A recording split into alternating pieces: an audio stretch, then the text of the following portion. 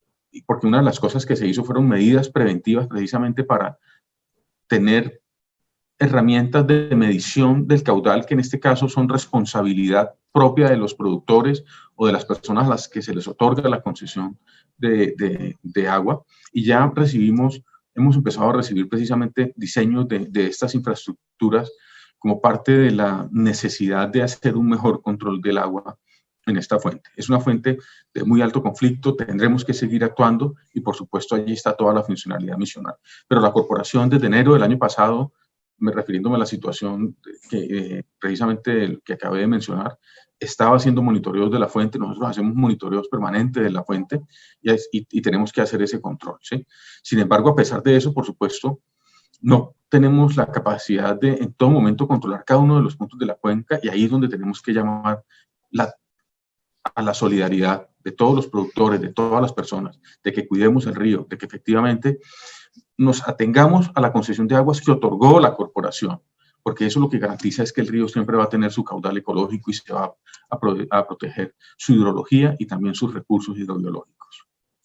Finalmente, doctor Camilo, y agradeciendo este diálogo con nosotros aquí en el diario La Nación, ¿en qué quedó el proceso sancionatorio contra Betel, este complejo hotelero que se construyó, al parecer, violando normas ambientales en pleno desierto de la Tatacoa, en el norte del Huila? ¿En qué va ese proceso?